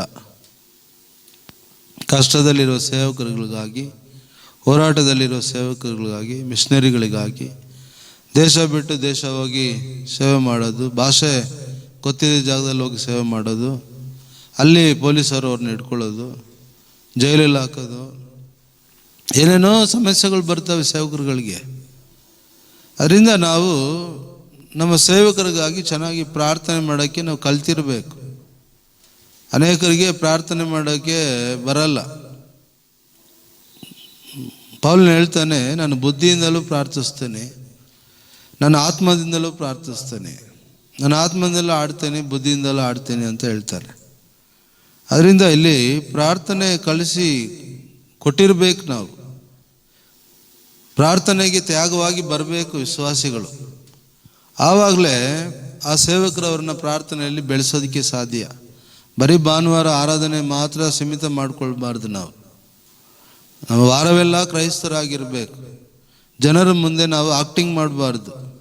ಚೆನ್ನಾಗಿ ಪ್ರಾರ್ಥನೆಯಲ್ಲಿ ವೀರರುಗಳಾಗಿ ನಾವಿರಬೇಕು. ಮೊಣಕಾಲೂರುವಂಥ ವಿಶ್ವಾಸಿಗಳಾಗಿ ನಾವಿರಬೇಕು. ಪ್ರಾರ್ಥನೆ ಅನ್ನೋದು ದೊಡ್ಡ ಆಯುಧ. ಅದು ಸೈತಾನ ಕೋಟೆಯನ್ನು ಒಡೆದಾಕೋದು ಪ್ರಾರ್ಥನೆನೇ, ಪಾಪಗಳಿಂದ ಜಯಿಸೋದು ಪ್ರಾರ್ಥನೆನೇ, ಅದ್ಭುತಗಳು ನಡೆಯೋದು ಪ್ರಾರ್ಥನೆಯಿಂದಲೇ, ಅತಿಶಯಗಳು ನಿಮ್ಮ ಮನೆಗೆ ಬೇಕಾದರೆ ಪ್ರಾರ್ಥನೆನೇ, ನಿಮಗೆ ಎಲ್ಲ ಜಾಗದಲ್ಲಿ ಜಯ ಸಿಗಬೇಕಾದ್ರೆ ಪ್ರಾರ್ಥನೆನೇ. ಪ್ರಾರ್ಥನೆಯನ್ನು ಅವ್ರು ಮಾಡಿದ್ರು, ಉತ್ತರ ಪಡೆದುಕೊಂಡ್ರು. ನೋಡಿ, ಆಹಾರ ವಿಷಯದಲ್ಲಿ ಕೂಡ ಅವರು ತ್ಯಾಗ ಮಾಡ್ತಾಯಿದ್ರು. ಅಲ್ಲವರು ಹೋಗಿ ಸೇವೆ ಮಾಡ್ತಾಯಿದ್ರು, ಎಲ್ಲರಿಗೂ ಹೆಲ್ಪ್ ಮಾಡ್ತಾಯಿದ್ರು. ಮತ್ತು ಅವರು ಸಿಗುವ ಸಮಯದಲ್ಲಿ ಸುವಾರ್ತೆಗಳನ್ನು ಹೋಗಿ ತ್ಯಾಗವಾಗಿ ಮಾಡ್ತಾಯಿದ್ರು. ಮತ್ತು ಅವರು ಇಲ್ಲಿ ನೋಡಬೇಕಾದ್ರೆ ಪ್ರಾರ್ಥನೆಯನ್ನು ಅವರು ಕಳ್ತಿದ್ರು. ಸೆರೆಮನೆಯಲ್ಲಿದ್ದ ಸೇವಕರನ್ನು ಬಿಡುಗಡೆ ಆಗುವ ತನಕ ವಿಶ್ವಾಸಿಗಳು ಪ್ರಾರ್ಥನೆ ಮಾಡ್ತಾಯಿದ್ರು. ದೇವರ ನಾಮಕ್ಕೆ ಸ್ತೋತ್ರ. ಹೊಸ ವಿಶ್ವಾಸಿಗಳನ್ನ ಆಧರಣೆ ಪಡಿಸ್ತಾ ಇದ್ರು. ಅವರ ಪ್ರಾಣವನ್ನು ಕಾಪಾಡಿ ಬೇರೆ ದಾರಿಯಲ್ಲಿ ನಡೆಸ್ತಾ ಇದ್ರು. ಇಷ್ಟೆಲ್ಲ ತ್ಯಾಗಗಳು ಸಭೆಯಲ್ಲಿ ಮಾಡ್ತಾ ಇದ್ದಿದ್ದರಿಂದಲೇ ಆದಿ ಸಭೆ ಅಷ್ಟು ಬೇಗನೆ ಅದು ಬೆಳೆಯಿತು. ಅದರಿಂದ ನಿಮ್ಮ ಸಭೆಯೇ ಬೆಳವಣಿಗೆಗಾಗಿ ನೀವು ಸಭೆಯಲ್ಲಿರೋ ವಿಶ್ವಾಸಿಗಳೇ ಪ್ರಯಾಸ ಪಡಬೇಕು. ಪಾಸ್ಟ್ರು ಒಬ್ಬರು, ನೀವು 100 ಜನರು ಒಬ್ಬೊಬ್ಬರನ್ನ ಕರ್ಕೊಂಡು ಬಂದರೂ ಕೂಡ ಒಂದು 50 ಜನ ಅದರಲ್ಲಿ ಸೇವೆ ಮಾಡಿದ್ರೂ ವಾರದಲ್ಲಿ ಒಂದು 25 ಆತ್ಮ ಅದ್ರ ಚರ್ಚಿಗೆ ಬರ್ತವೆ. ಸುವಾರ್ಥ ಸೇವೆ ಮಾಡಿದ್ರೆ 50 ಜನರಿಗೆ ನೀವು ಮಾಡಿದ್ರೆ ಒಂದು 20 ಜನರ ಚರ್ಚಿಗೆ ಬರ್ತಾರೆ. ಆದರೆ ಈ ದಿನಮಾನಗಳಲ್ಲಿ ಸೇವೆ ಮಾಡೋದು ಕಡಿಮೆ ಆಗಿದೆ ಸಭೆಯಲ್ಲಿ. ದೇವಜನರು ಸುವಾರ್ಥ ಸಾರೋದಕ್ಕೆ ಭಯಪಡ್ತಾರೆ, ಅವರು ಸಾಕ್ಷಿ ಹೇಳೋದಕ್ಕೆ ಭಯಪಡ್ತಾರೆ. ಅದೆಲ್ಲ ಮಾಡಬಾರ್ದು, ಧೈರ್ಯವಾಗಿರ್ಬೇಕು. ನೋಡಿ, 75 ವಯಸ್ಸಾದರೂ ಸಾಯ್ತೀವಿ, ರೋಗ ಬಂದರೆ 20 ವಯಸ್ಸಲ್ಲೂ ಸಾಯ್ತೀವಿ. ಆದರೆ ನಾವು ಇರುವ ದಿನಮಾನಗಳಲ್ಲಿ ದೇವರಿಗಾಗಿ ಏನು ಮಾಡಿದ್ವಿ? ದೇವರ ಸೇವೆಗಾಗಿ, ಸಭೆಗಾಗಿ, ಕರ್ನಾಟಕ ರಾಜ್ಯಕ್ಕಾಗಿ ನೀನೇನು ಮಾಡಿದೆ? ನಿಮ್ಮ ಮನೆ ಹತ್ರ ಒಂದು ಪ್ರೇಯರ್ ಸೆಲ್ ಪ್ರಾರಂಭ ಮಾಡಿದೀಯಾ? ನಿಮ್ಮ ಮಾತು ಕೇಳುವ ಒಂದು 10 ಜನ ವಿಶ್ವಾಸಿ ನಿನ್ನ ಜೊತೆ ಕೂಡಿ ಪ್ರೇಯರ್ ಮಾಡೋಕ್ಕೆ ರೆಡಿ ಮಾಡಿದೀಯಾ? ನಿನ್ನ ಕಷ್ಟ ಸುಖ ದುಃಖದಲ್ಲಿ ನಿನ್ನ ಆದರಣೆ ಪಡಿಸಿ ನಿನಗೆ ಸಹಾಯ ಮಾಡುವ ಯಾರಾದರೂ ನಿನಗಿದ್ದಾರಾ? ನೀನು ಹೋಗಿದ್ದ ಊರಲ್ಲಿ ಒಂದು 4 ಜನರನ್ನ ಮಿತ್ರರಾದರೂ ನಿನಗೆ ಮಾಡ್ಕೊಂಡಿದ್ಯಾ? ದೇವರ ವಾಕ್ಯ ಕೇಳುವ ಆತ್ಮಿಕವಾದವ್ರ ಬಗ್ಗೆ ನಾನು ಮಾತಾಡ್ತಾ ಇದ್ದೀನಿ, ಲೋಕ ಫ್ರೆಂಡ್ಸ್ ಬಗ್ಗೆ ನಾನು ಮಾತಾಡ್ತಾ ಇಲ್ಲ. ಲೋಕದಲ್ಲಿ ನೋಡಿ, ಒಂದು 1000 ರೂಪಾಯಿ ತಗೊಂಡು ಹೋದರೆ 1000 ಫ್ರೆಂಡ್ಸ್ಗಳನ್ನ ಸಂಪಾದನೆ ಮಾಡ್ಬೋದು. ಅದೇ ಹೇಳ್ತಾ ಇಲ್ಲ. ಆತ್ಮಿಕವಾದ ರೀತಿಯಲ್ಲಿ ಆತ್ಮಿಕ ಸೇವೆ, ಆತ್ಮಿಕವಾದವನಾಗಿ ಸಭೆಯಲ್ಲಿ ಇಷ್ಟು ವರ್ಷ ನೀನು ಇದೆಯಲ್ಲ, ಆತ್ಮಿಕವಾದವಳಾಗಿ ಅಂತ ಹೇಳ್ಕೊಂಡಿದೆಯಲ್ಲ, ಸಭೆ ಒಳಗಡೆನೇ ಏನೋ ಮಾಡ್ತಾ ಇದ್ರೆ ಸಭೆ ಬೆಳೆಯಲ್ಲ. ಸಭೆ ಬಿಟ್ಟು ಹೊರಗಡೆ ನೀನು ಹೋಗು. ನಾವು ಈ ವಯಸ್ಸಲ್ಲಿ ಎಷ್ಟು ಪ್ರಯಾಣಗಳನ್ನು ಮಾಡ್ತೀವಿ, ಎಷ್ಟೆಷ್ಟು ಊರುಗಳಿಗೆ ಹೋಗಿ ಸುವಾರ್ತೆಗಳ ಸೇವೆಯನ್ನು ಮಾಡ್ತೀವಿ, ಎಷ್ಟು ಜನರಿಗೆ ಹೋಗಿ ದೀಕ್ಷಾನ ಕೊಡಿಸ್ತೀವಿ, ಎಷ್ಟು ಜನರನ್ನ ದೇವ್ರ ಕಡೆ ನಡೆಸ್ತೀವಿ. ಬೇರೆ ಒಂದು ಸಭೆಗಳಿಗಾಗಿ ಬೆಳವಣಿಗೆಗಾಗಿ ಕೂಡ ನಾವು ಹೋಗಿ ಅಲ್ಲಿ ಸೇವೆಯನ್ನು ಮಾಡ್ತೀವಿ. ನೀನು ನಿನ್ನ ಸಭೆಗೆ ಸೇವೆ ಮಾಡು ಅಂತ ಹೇಳ್ತಾ ಇರೋದು, ನಿನ್ನ ಸಭೆ ಬೆಳವಣಿಗೆಗಾಗಿ ಪ್ರಯಾಸ ಪಡು ಅಂತ ಹೇಳ್ತಾ ಇರೋದು. ಕೆಲವರು ಮಾತ್ರ ಇದ್ದಾರೆ, ಅವ್ರ ಮೀಡಿಯಾ ಮಿನಿಸ್ಟ್ರಿ ಅದು ಇದು ಪಾಸ್ಟರ್ ಸೇವೆಗಳಲ್ಲಿ ಪಾಲು ತಗೊಳ್ತಾ ಇರ್ತಾರೆ. ಕೆಲವರು ಯಾವುದರಲ್ಲೂ ಭಾಗವಹಿಸೋದಿಲ್ಲ. ಅವರಿಗೆ ಒಂದೇ ಒಂದು ಕೆಲಸ, ಹಣ, ಕುಟುಂಬ, ಇದು ಮೂರನ್ನು ಬಿಟ್ಟು ಅವರು ಬೇರೆ ಯಾವುದು ಕಾರ್ಯದಲ್ಲೂ ಸೇರೋದಿಲ್ಲ. ಅವರು ದೇವರು ಬರ್ತಾರೆ, ನಿನ್ನ ಹತ್ರ ಲೆಕ್ಕ ಕೇಳ್ತಾರೆ. ಆಗ ನೀನೇ ನಿನ್ನ ಲೆಕ್ಕ ಒಪ್ಪಿಸ್ಬೇಕು. ನಿನ್ನ ಅಕೌಂಟಿಗೆ ಬಂದು ನಾನು ಲೆಕ್ಕ ಒಪ್ಸೋಕ್ಕಾಗಲ್ಲ. ದೇವರು ನಿನ್ನನ್ನು ಕರೆದವರು ಅವರೇ, ನನ್ನ ಕರೆದಿರೋರು ಅವರೇ. ನನ್ನ ಮುಖಾಂತರ ಈಗೆಲ್ಲ ಮಾಡುವಾಗ ನಿನ್ನ ಮುಖಾಂತರವಾಗಿ ಕೂಡ ಆತರು ಅನೇಕ ಕಾರ್ಯ ಮಾಡಲಿಕ್ಕಿದ್ದಾರೆ. ಅದರಿಂದ ತ್ಯಾಗ ಮಾಡು, ಸಮಯ ಕೊಡು ದೇವರ ಸೇವೆಗೆ. ಸಭೆಗೆ ಬಂದಿದ್ದ ತಕ್ಷಣ ಹಂಗೆ ಓಡೋಗ್ಬಿಡ್ಬೇಡ. ಎಲ್ಲರ ಹತ್ರ ಮಾತಾಡು, ವಿಚಾರಿಸು, ಪ್ರೇಯರ್ ಮಾಡು. ಯಾರಾದ್ರೂ ಕಷ್ಟ ಹೇಳ್ಕೊಂಡ್ರೆ ಅವ್ರಿಗಾಗಿ ಒಂದು ಪ್ರೇಯರ್ ಮಾಡು. ನಿನ್ನ ದೇವರು ಆಶೀರ್ವದಿಸ್ತಾರೆ. 5ನೇ ವಿಷಯ ಒಂದು ನಾವು ನೋಡೋಣ. ಅಪೊಸ್ತಲರ ಕೃತ್ಯ 16:15 ಓದಿ. 16ನೇ ಅಧ್ಯಾಯ 15ನೇ ವಚನ ಓದಿ. ಆಕೆಯು ಆಕೆಯ ಮನೆಯವರು ದೀಕ್ಷಾ ಸ್ನಾನ ಮಾಡಿಸಿಕೊಂಡ ಮೇಲೆ ಆಕೆ, ನಾನು ಕರ್ತನನ್ನು ನಂಬಿದವಳೆಂದು ನಿಶ್ಚಯಿಸಿಕೊಂಡಿದ್ದರೆ ನನ್ನ ಮನೆಯಲ್ಲಿ ಬಂದು ಇರ್ರಿ ಎಂದು ಬೇಡಿಕೊಂಡು ನಮ್ಮನ್ನು ಬಲವಂತ ಮಾಡಿದಳು. ಈ ವಚನವನ್ನು ನಾವು ಓದ್ಲಿಕ್ಕೆ ಕೇಳಿದ್ವಿ. ಪ್ರಾರ್ಥನಾ ಕೂಟಗಳಿಗೆ ನಿಮ್ಮ ಮನೆಗಳನ್ನ ತೆರೆದುಕೊಡ್ಬೇಕು. ಮನೆ ಕೂಟ ಅಂತ ಇಡ್ತೀವಲ್ಲ, ಅವಾಗ ಎಲ್ಲರೂ ಬಂದು ನಿಮ್ಮ ಮನೆಯಲ್ಲಿ ಪ್ರೇಯರ್ ಮಾಡೋದಕ್ಕೆ ನಿಮ್ಮ ಮನೆಗಳನ್ನು ಅವರಿಗೆ ತೆರೆದುಕೊಡ್ಬೇಕು. ಅವಳು ಬೇಡ್ಕೊಂಡ್ಲಂತೆ, ಸ್ವಾಮಿ ನೀವು ನಮ್ಮ ಮನೆಗೆ ಬಂದು ನಮ್ಮ ಮನೆಯಲ್ಲೇ ನೀವು ಉಳಿರಿ, ನಮ್ಮ ಮನೆಯಲ್ಲಿ ಪ್ರೇಯರ್ ಮಾಡ್ರಿ, ನಮ್ಮ ಮನೆಯನ್ನು ನಿಮಗೆ ಪ್ರೇಯರ್ಗಾಗಿ ನಾವು ಕೊಡ್ತೀವಿ. ಆದಿ ವಿಶ್ವಾಸಿಗಳು ಎಷ್ಟು ತ್ಯಾಗ ಮಾಡಿದ್ದಾರೆ ನೋಡ್ರಿ.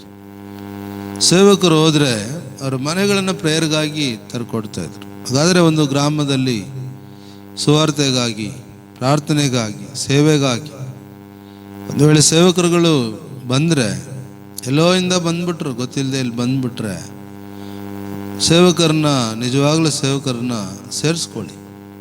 ಅವ್ರಿಗೊಂದು ಲೋಟ ಮನೇಲಿ ಒಂದು ಕಾಫಿ ಕೊಡಿ, ನಿಮಗಾದರೆ ಒಂದು ಊಟ ಆದರೂ ಕೊಡ್ರಿ.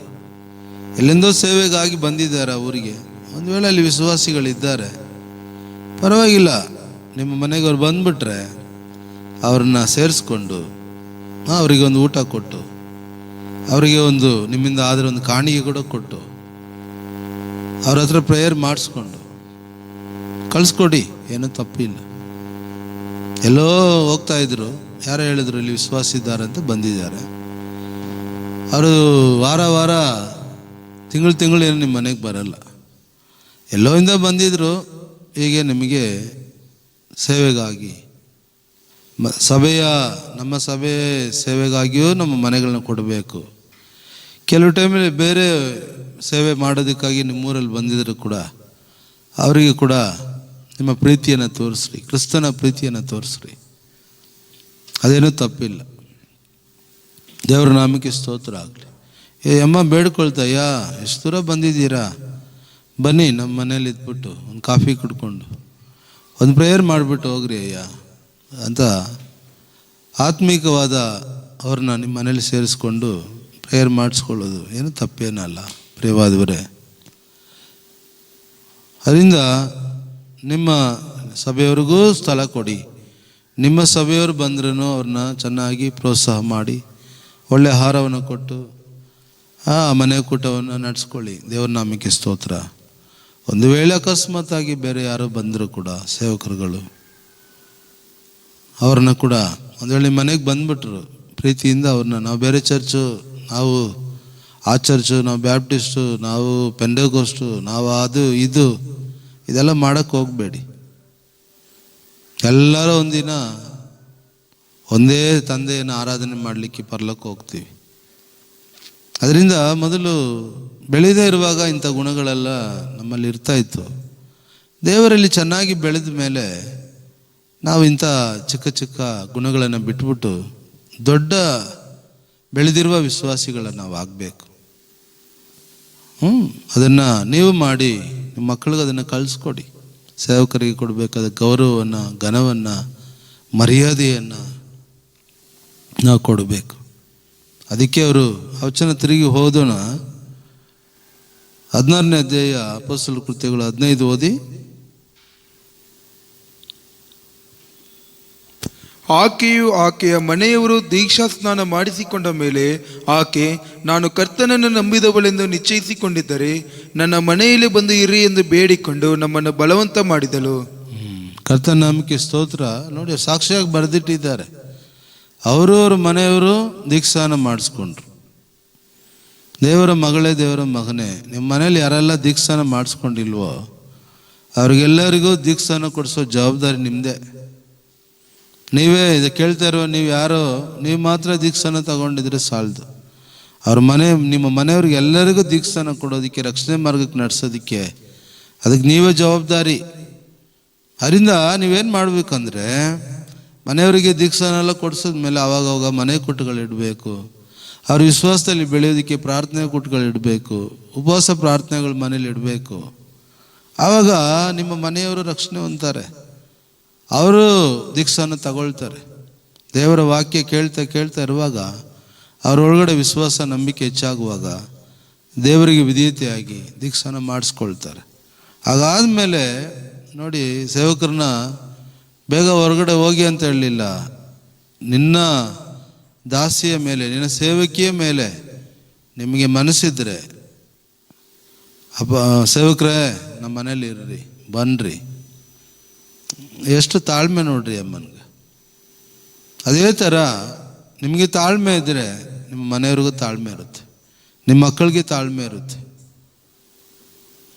ಅದನ್ನು ಕಳಿಸ್ಕೊಡಿ. ಸೇವಕರ ಹತ್ರ ಹೆಂಗೆ ಮಾತಾಡಬೇಕಂತ ಅಮ್ಮನಿಗೆ ಒಳ್ಳೆ ತಿಳುವಳಿಕೆ ಇದೆ, ಒಳ್ಳೆ ಬುದ್ಧಿ ಇದೆ, ಒಳ್ಳೆ ಜ್ಞಾನ ಇದೆ. ಅದೇ ರೀತಿಯಾಗಿ ತಾಳ್ಮೆಯಾಗಿ ಮಾತಾಡ್ತಾ ಇದ್ದಾರೆ ನೋಡ್ರಿ. ದೇವರ ನಮಗೆ ಸ್ತೋತ್ರ. ಕೊನೆಯದಾಗಿ ಒಂದು ಕಾರ್ಯವನ್ನು ನಾವು 6ನೇದಾಗಿ ನಾವು ನೋಡೋಣ. ಅಪೊಸ್ತಲರ ಕೃತ್ಯಗಳು 21:9 ಓದೋಣ. ಅವನಿಗೆ ಮದುವೆಯಾಗದ 4 ಮಂದಿ ಹೆಣ್ಣು ಮಕ್ಕಳಿದ್ದರು, ಅವರು ಪ್ರವಾದಿಸುವವರಾಗಿದ್ದರು. ಕರ್ತನ ನಾಮಕ್ಕೆ ಸ್ತೋತ್ರ. ಅಲ್ಲಿ ಅವರ ಮನೆಯಲ್ಲಿ ಸೇವಕರುಗಳನ್ನ ಉಂಟು ಮಾಡ್ತಾ ಇದ್ರು. ಮನೆಯಲ್ಲೇ ಸೇವಕರುಗಳು ನೋಡಿ ಆದಿ ಸಭೆಯಲ್ಲಿ ಇದ್ದಿದ್ದಾರೆ. ಅವರ ಮನೆಯಲ್ಲಿ 4 ಜನ ಹೆಣ್ಮಕ್ಳು, 4 ಜನ ಹೆಣ್ಮಕ್ಳು ಪ್ರವಾದಿಗಳೇ. ಸೇವೆಗೆ ಬಂದವ್ರನ್ನ ರಾತ್ರಿ ಮನೆಯಲ್ಲಿ ಉಳಿಸ್ಕೊಳ್ಳೋದು ಮಾತ್ರ ಅಲ್ಲ, ಊಟ ಕೊಡೋದು ಮಾತ್ರ ಅಲ್ಲ, ಮನೆಯಲ್ಲಿ ಸೇವಕರುಗಳನ್ನ ಎಬ್ಬಿಸ್ಬೇಕು ನಾವು. ನಮ್ಮ ಮನೆಯಲ್ಲಿ ಇರುವ ಒಬ್ಬರು ಚೆನ್ನಾಗಿ ಹಾಡಾಡ್ಬೋದು, ಒಬ್ಬರು ಚೆನ್ನಾಗಿ ಬೈಬಲ್ ಓದ್ಬೋದು, ಒಬ್ಬರು ಚೆನ್ನಾಗಿ ಪ್ರಾರ್ಥನೆ ಮಾಡ್ಬೋದು, ಒಬ್ಬರು ಚೆನ್ನಾಗಿ ಆರಾಧನೆ ನಡೆಸ್ಕೊಡ್ಬೋದು. ಹೀಗೆ ಅನೇಕ ತಲಾಂತ ಉಳ್ಳವ್ರನ್ನ ನಮ್ಮ ಮನೇಲಿ ನಾವು ಎಬ್ಬಿಸ್ಬೇಕು. ಅವರು ನಮ್ಮ ಮನೆಯಲ್ಲಿ ಮಾಡೋ ಪ್ರಾರ್ಥನೆಗಳಿಗೆ, ಅವರು ಮಾಡುವ ಆರಾಧನೆಗಳಿಗೆ ಪ್ರೋತ್ಸಾಹ ಮಾಡಬೇಕು. ಮನೆಯಲ್ಲಿರೋರು ಒಬ್ರನ್ನೊಬ್ಬರು ಗೇಲಿ ಮಾಡಿಕೊಂಡು ಅದು ಸರಿ ಇಲ್ಲ, ಇದು ಸರಿ ಇಲ್ಲ ಅಂತ ಹೇಳ್ಬಾರ್ದು. ಸೇವೆಗೆ ಮನೆಗಳು ರೆಡಿ ಆಗ್ತಾ ಇತ್ತು. ಆದಿ ಅಪೊಸ್ತಲರುಗಳೇ ಅಷ್ಟು ತ್ಯಾಗ ಮಾಡ್ತಾಯಿದ್ರು. ಒಂದು ಮನೆಯಲ್ಲಿ ನೋಡಿ 4 ಜನ ಸೇವಕರಿದ್ದರೆ ಆ ಮನೆಗೆ ದೊಡ್ಡ ಆಶೀರ್ವಾದ. ಯಾರ ಮನೆಯಲ್ಲಿ ಸೇವೆ ಮಾಡೋರು ಇರ್ತಾರೋ ಆ ಮನೆಗೆ ದೊಡ್ಡ ಆಶೀರ್ವಾದ. ಯಾರ ಮನೇಲಿ ಚೆನ್ನಾಗಿ ಪ್ರಾರ್ಥನೆ ಮಾಡೋರು ಚೆನ್ನಾಗಿ ಬೆಳೆದಿರ್ತಾರೋ ಆ ಮನೆಗೆ ಅವರಿಂದ ಆಶೀರ್ವಾದ. ನೋಡಿ, ಒಂದೇ ಒಂದು ಅಬ್ರಹಾಮನ ಮುಖಾಂತರ ಎಲ್ಲರಿಗೂ ವಿಶ್ವಾಸದ ತಂದೆ ಎಂಬ ಹೆಸರು ಬಂತು. ನಾವು ನಮ್ಮ ಸಭೆಗೆ ಹಿರಿಯರಾಗಿರಬೇಕು, ನಾವು ನಮ್ಮ ಮನೆಗೆ ಹಿರಿತನವನ್ನು ನಡೆಸ್ಕೊಡ್ಬೇಕು, ನಮ್ಮ ಮಕ್ಕಳನ್ನು ಪ್ರಾರ್ಥನೆಯಲ್ಲಿ ಬೆಳೆಸಬೇಕು, ನಮ್ಮ ಮನೆಯಲ್ಲಿರೋರನ್ನ ಸೇವೆಯಲ್ಲಿ ಉತ್ಸಾಹಪಡಿಸಬೇಕು, ನಮ್ಮ ಮನೆಯಲ್ಲಿರುವ ನಮ್ಮ ಪತ್ನಿಯನ್ನು ಸೇವೆಯಲ್ಲಿ ಮುಂದೆ ಬಿಡಬೇಕು. ಅನುಭವಗಳನ್ನು ಕಳಿಸ್ಕೊಡ್ಬೇಕು. ಅನೇಕ ಕಡೆ ಹೋಗಿ ಸೇವೆ ಮಾಡಿಸ್ಬೇಕು. ಮಾಡುವ ಚಿಕ್ಕ ತಪ್ಪುಗಳನ್ನ ಕ್ಷಮಿಸಬೇಕು. ನಾವು ಅವರ ಬೆಳವಣಿಗೆಗಾಗಿ ನಾವು ಹಿಂದೆ ಬೆನ್ನೆಲುಬಾಗಿ ನಿಲ್ಲಬೇಕು. ನಮ್ಮಲ್ಲಿರುವ ಯುವಕರುಗಳು ಬೆಳವಣಿಗೆಗಾಗಿ ಅನೇಕ ಪ್ರಯಾಸಗಳನ್ನು ಪಡಬೇಕು. ಅದಕ್ಕೆ ಪ್ರಿಯವಾದವರೇ, ಸುವಾರ್ತೆ ನಿಮಿತ್ತ ಬಾಧೆಗಳು ಬರ್ತವೆ. ಸುವಾರ್ತೆ ನಿಮಿತ್ತ, ಸೇವೆ ನಿಮಿತ್ತ ಆಪತ್ತುಗಳು ಬರ್ತವೆ. ಸೇವೆ ನಿಮಿತ್ತ ಹಸಿವು ದಾಹ ಬರ್ತವೆ. ಕೆಲವು ಟೈಮ್ ಬಟ್ಟೆ ಇರೋದಿಲ್ಲ, ಒಳ್ಳೆ ಬಟ್ಟೆಗಳು ಹಾಕ್ಕೊಳ್ಳೋಕ್ಕಾಗಲ್ಲ. ಕೆಲವು ಟೈಮಲ್ಲಿ ಚಳಿ, ಬೇರೆ ಊರಿಗೆ ಹೋಗ್ತೀವಿ, ಅಲ್ಲಿ ನಮಗೆಲ್ಲ ಸಹಾಯಗಳು ಸಿಗೋದಿಲ್ಲ. ಮತ್ತು ನಮಗೆ ಹೆಚ್ಚಾದ ಕೆಲಸಗಳು ಸೇವೆ ನಿಮಿತ್ತ ಬರ್ಬೋದು. ಒಂದ್ಸಲಿ ಬಂದ್ಬಿಟ್ರೆ ಅಲ್ಲಿ ಮೀಟಿಂಗು, ಇಲ್ಲಿ ಮೀಟಿಂಗಲ್ಲಿ ಮದುವೆ, ಅಲ್ಲಿ ಸಭೆ, ಕಟ್ಟಡ ಓಪನು, ಇಲ್ಲಿ ವಿಶ್ವಾಸಿಗೆ ದೀಕ್ಷಾನ, ಅಲ್ಲಿ ಒಂದು ಊರಲ್ಲಿ ಹೋಗಿ ಯಾರೋ ಒಂದಿಬ್ಬರಿಗೆ ವಿವಾಹ ಕೊಡಬೇಕು. ನೋಡಿ, ಬಂದರೆ ಸೇವೆ ನಿಮಿತ್ತ ಅನೇಕ ಸೇವೆಗಳು ಬಂದ್ಬಿಡ್ತವೆ. ಉಪದ್ರವಗಳು, ಕಷ್ಟಗಳು ಬಂದ್ರೂ ಹಾಗೆ ಬರ್ತವೆ. ಅದಕ್ಕೆ ಪೌಲನು ಒಂದು ಒಳ್ಳೆಯ ಮಾತನ್ನು ಅವರು ಸುವಾರ್ತೆ ನಿಮಿತ್ತ ಅಲ್ಲಿ ಬರಿತಾ ಇದ್ದಾರೆ ನೋಡಿ. 2 ಕೊರಿಂಥದವರಿಗೆ ಬರೆದ ಪತ್ರಿಕೆ 11ನೇ ಅಧ್ಯಾಯ 23ರಿಂದ 27ರವರೆಗೆ ನಾವು ಓದಲಿಕ್ಕೆ ಕೇಳೋಣ. ಅವರು ಕ್ರಿಸ್ತನ ಸೇವಕರು, ಅವರಿಗಿಂತ ನಾನು ಹೆಚ್ಚಾಗಿ ಸೇವೆ ಮಾಡುವವನಾಗಿದ್ದೇನೆ. ಬುದ್ಧಿ ಸ್ವಾಧೀನವಿಲ್ಲದವನಾಗಿ ಮಾತಾಡುತ್ತೇನೆ. ಆತನ ಸೇವೆಯಲ್ಲಿ ಅವರಿಗಿಂತ ಹೆಚ್ಚಾಗಿ ಪ್ರಯಾಸಪಟ್ಟೆನು. ಹೆಚ್ಚಾಗಿ ಸೆರೆಮನೆಗಳೊಳಗೆ ಬಿದ್ದೆನು. ಮಿತಿಮೀರಿ ಪೆಟ್ಟುಗಳನ್ನು ತಿಂದೆನು. ಅನೇಕ ಸಾರಿ ಮರಣದ ಬಾಯಿಯೊಳಗೆ ಸಿಕ್ಕಿಕೊಂಡೆನು. 5 ಸಾರಿ ಯಹೂದ್ಯರಿಂದ ನನಗೆ 1 ಕಡಿಮೆ 40 ಏಟುಗಳು ಬಿದ್ದವು. 3 ಸಾರಿ ಸರ್ಕಾರದವರು ಚಡಿಗಳಿಂದ ನನ್ನನ್ನು ಹೊಡಿಸಿದರು. 1 ಸಾರಿ ಜನರು ನನ್ನನ್ನು ಕೊಲ್ಲುವುದಕ್ಕೆ ಕಲ್ಲೆಸೆದರು. 3 ಸಾರಿ ನಾನಿದ್ದ ಹಡಗವು ಒಡೆದು ಹೋಯಿತು. 1 ರಾತ್ರಿ 1 ಹಗಲು ಸಮುದ್ರದ ನೀರಿನಲ್ಲಿ ಕಳೆದೆನು. ಆತನ ಸೇವೆಯಲ್ಲಿ ಎಷ್ಟೋ ಪ್ರಯಾಣಗಳನ್ನು ಮಾಡಿದೆನು. ನದಿಗಳ ಅಪಾಯಗಳು, ಕಳ್ಳರ ಅಪಾಯಗಳು, ಸ್ವಂತ ಜನರಿಂದ ಅಪಾಯಗಳು, ಅನ್ಯ ಜನರಿಂದ ಅಪಾಯಗಳು, ಪಟ್ಟಣದಲ್ಲಿ ಅಪಾಯಗಳು, ಕಾಡಿನಲ್ಲಿ ಅಪಾಯಗಳು, ಸಮುದ್ರದಲ್ಲಿ ಅಪಾಯಗಳು, ಸುಳ್ಳು ಸಹೋದರರೊಳಗೆ ಇರುವಾಗ ಅಪಾಯಗಳು ನನಗೆ ಸಂಭವಿಸಿದವು. ಪ್ರಯಾಸ ಪರಿಶ್ರಮಗಳಿಂದ ಕೆಲಸ ನಡೆಸಿ ಅನೇಕ ಸಾರಿ ನಿದ್ದೆಗೆಟ್ಟು ಹಸಿವೆ ಬಾಯಾರಿಕೆಗಳನ್ನು ಪಟ್ಟು ಅನೇಕ ಸಾರಿ ಉಪವಾಸವಾಗಿಯೂ ಚಳಿಯಲ್ಲಿಯೂ ವಸ್ತ್ರವಿಲ್ಲದೆಯೂ ಇತ್ತು ಆತನನ್ನು ಸೇವಿಸಿದ್ದೇನೆ. ಕರ್ತನಾಮಕ್ಕೆ ಸ್ತೋತ್ರ. ಅಪೊಸ್ತಲನಾದ ಪೌಲನು ಬಡವರಲ್ಲ, ಅವರು ಓದದೇ ಇರುವಂಥ ಅನ್ಎಜುಕೇಟೆಡ್ ಅಲ್ಲ. ಅವರು ಪೌಲನಿಗೆ ಬಹಳ ಹಡಗುಗಳು, ವ್ಯಾಪಾರ ಸ್ಥಳಗಳು ತುಂಬ ಇತ್ತು. ಅವರು ತುಂಬ ಓದಿದ ವ್ಯಕ್ತಿಯಾಗಿದ್ದರು. ಒಳ್ಳೆಯ ವಿದ್ಯಾಭ್ಯಾಸವನ್ನು ಮಾಡಿದಂಥ ವ್ಯಕ್ತಿಯಾಗಿದ್ದರು. ಪ್ರಿಯವಾದವರೇ, ಸೇವೆಯ ನಿಮಿತ್ತವಾಗಿ ಎಷ್ಟು ಬಾಧೆಗಳು ಪಟ್ಟಿದ್ದಾರೆ ನೋಡಿ. ಸುವಾರ್ತೆಯ ನಿಮಿತ್ತವಾಗಿ ಎಷ್ಟು ಕಣ್ಣೀರುಗಳು ಸುರಿಸಿದ್ದಾರೆ ನೋಡಿ. ಹಡಗಿನಲ್ಲಿ ರಾತ್ರಿಗಳು ಕಳೆಯಬೇಕಾಯಿತು. ನೀರಿಲ್ಲ, ಆಹಾರವಿಲ್ಲ, ನಿದ್ರೆ ಇಲ್ಲ, ಊಟವಿಲ್ಲ. ಇದೆಲ್ಲ ಅವರು ಸಹಿಸಿಕೊಂಡು ಎಲ್ಲವನ್ನ ಯೇಸು ಕ್ರಿಸ್ತನ ಸೇವೆಗಾಗಿ ಅವರು ಸಹಿಸಿಕೊಂಡ್ರು, ತ್ಯಾಗ ಮಾಡಿದ್ರು. ಪ್ರಿಯವಾದವರು, ಎಲ್ಲರಿಗಿಂತಲೂ ಬಹಳ ಪ್ರಯಾಸವನ್ನು ಪಟ್ಟು ಜೈಲಿನಲ್ಲಿ ಹೋಗಿ ಮತ್ತು ಒಡಿಸ್ಕೊಂಡು ಸೆರೆಮನೆ ವಾಸಗಳು, ಸ್ವಂತದವರಿಂದ ಅನೇಕ ಅಪಾಯಗಳು ಮತ್ತು ವಿರೋಧಿಗಳಿಂದ, ಕಳ್ಳ ಉಪದೇಶ ಮಾಡುವವರಿಂದ ಅವರಿಗೆ ತೊಂದರೆಗಳು, ಇವರ ಮೇಲೆ ಹೊಟ್ಟೆ ಕಿಚ್ಚು ಪಡ್ತಾ ಇದ್ರು ಜನರು. ಇವ್ರು ಮಾಡುವ ಸೇವೆಗಳು, ಇವರು ಮಾಡುವಂಥ ಕ್ರಿಯೆಗಳನ್ನು ನೋಡಿ ಅನೇಕ ಬಾಧೆಗಳು ಪಡ್ತಾ ಇದ್ರು. ಪ್ರಿಯವಾದವರೇ, ನಾವು ಒಪ್ಪಿಸಿಕೊಡೋಣ. ನಾವು ಕೂಡ ಸಭೆಯಲ್ಲಿ ತ್ಯಾಗಗಳನ್ನು ಮಾಡೋಣ. ಈ ಒಂದು 3ನೇ ಭಾಗದಲ್ಲಿ ದೇವರ ಆತ್ಮನು ನಿಮ್ಮ ಸಂಗಡ ಮಾತಾಡ್ತಾ ಇದ್ದಾರೆ. ನಿನಗೆ, ನಿಮ್ಮ ಕುಟುಂಬಕ್ಕಾಗಿ ಮಾತ್ರ ಬಾಳ್ಬೇಡ. ನಮಗಾಗಿ ತ್ಯಾಗ ಮಾಡಿದ ಆ ಕಲ್ವಾರಿ ಕ್ರೂಜೆಯಲ್ಲಿ ತನ್ನ ರಕ್ತವನ್ನು ಸುರಿಸಿದ ಆ ಮಹಾತ್ಯಾಗಿಯಾದ ಯೇಸು ಕ್ರಿಸ್ತನ ನಿಮಿತ್ತವಾಗಿ ನಮ್ಮನ್ನು ಒಪ್ಪಿಸಿಕೊಟ್ಟು ಪ್ರಾರ್ಥನೆ ಮಾಡಿಕೊಳ್ಳೋಣ. ಸಭೆಯಲ್ಲಿ ತ್ಯಾಗ ಮಾಡುವವರಾಗಿ ಇರೋಣ ಎಂಬುದಾಗಿ ಸಂದೇಶದ ಮುಖಾಂತರ ನೀವ್ಯಾವ ಸಭೆಯವರಾದರೂ ಕೇಳಿಕೊಂಡಿರಿ, ಪರವಾಗಿಲ್ಲ. ನೀವು ಯಾವ ಸಭೆಗೆ ಸಂಬಂಧಪಟ್ಟವರಾಗಿದ್ದರೂ ನಮಗೆ ಪರವಾಗಿಲ್ಲ.